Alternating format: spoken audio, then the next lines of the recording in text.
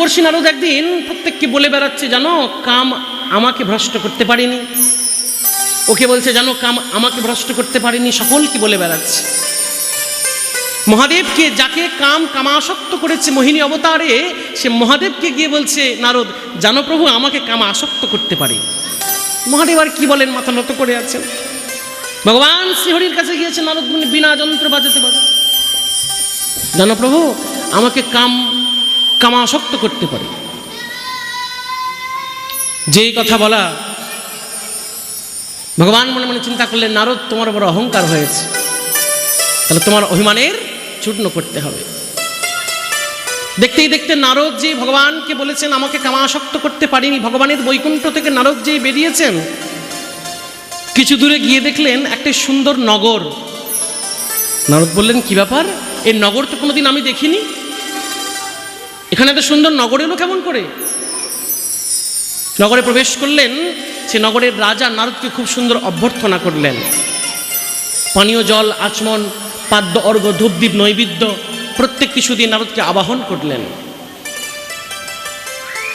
নারদ সৎকার গ্রহণ করে রাজার কাছে বসলেন। রাজা নিজের পারিষদ বর্গের সঙ্গে নারদের পরিচয় করাচ্ছেন। প্রভু এ আমার স্ত্রী, এ আমার পুত্র, এ আমার কন্যা। অতিথি এলে বাড়িতে হয় না পরিচয় করা? তো রাজার একটা কন্যা ছিল, কন্যার নাম বিশ্বমোহিনী। সে বিশ্বমোহিনীকে দেখে নারদ মুনি কামাসক্ত হয়ে গেলেন। বিশ্বমোহিনীকে দেখে নারদ মুনি কামাসক্ত হলেন। সে রাজা বললেন, জানেন প্রভু কিছুদিন পরে আমার কন্যার স্বয়ংবর সভা হবে, আমার কন্যার বিয়ে হবে। বাহ! নারদ মুনি তো হন্তদন্ত হয়ে ভগবান শ্রীহরির কাছে গেলেন। মোহিনীকে পছন্দ হয়েছে তো, বিশ্বমোহিনীকে।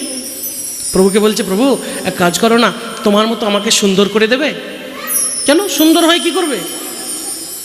বলে কিছুদিন পরে ওই বিশ্বমোহিনীর বিয়ে, তাই আমি সে যেন আমাকে বড় রূপে বড়মালা প্রদান করে, তাই সুন্দর ছাড়া তো বড়মালা পড়াবে না, তো তুমি আমাকে তোমার মতো রূপ দাও, তোমার মতো সুন্দর করো।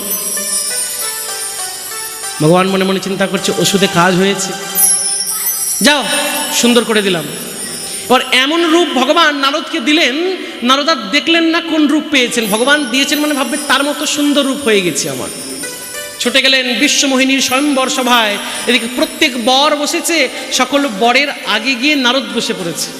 বিশ্বমোহিনী হাতে বড়মালা নিয়ে এসে আসছেন, কার গলায় পড়াবেন।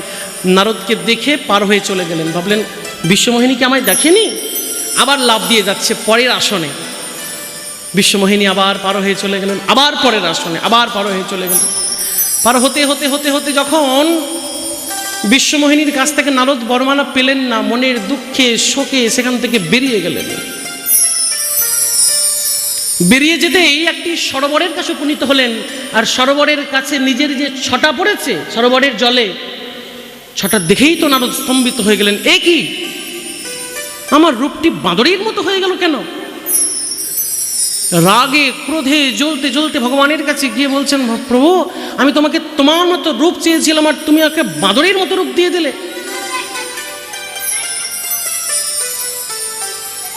ভগবান বললেন, নারদ তোমার অভিমানকে চূর্ণ করার জন্য সামান্য লীলা মাত্র। গিয়ে দেখো বিশ্বমোহিনী নামেও কেউ নেই, সে নগরের রাজাও কেউ নেই, নগর কি নগর বলেই কিচ্ছু নেই, সবই আমার মায়ার প্রকোপ।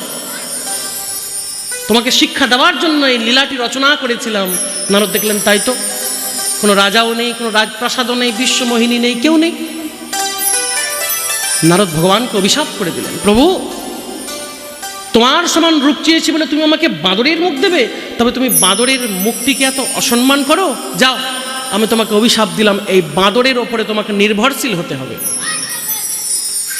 এই বানরের ওপরে তোমাকে নির্ভরশীল হতে হবে, কপিমুখ, কপির ওপরে নির্ভরশীল হতে হবে। ভগবান শ্রীহরি রামচন্দ্র অবতারে কপির ওপর ভরসা করেননি, হনুমানের ওপরে।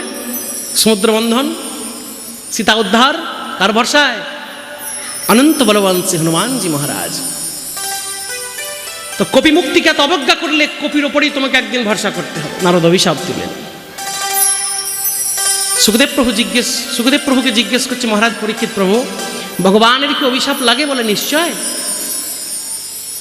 प्रबल प्रेम को पाले पढ़कर प्रभु का नियम बदलाते देखा, अपना मान चाहे टल जाए भक्त का मान कभी टलने ना दिया।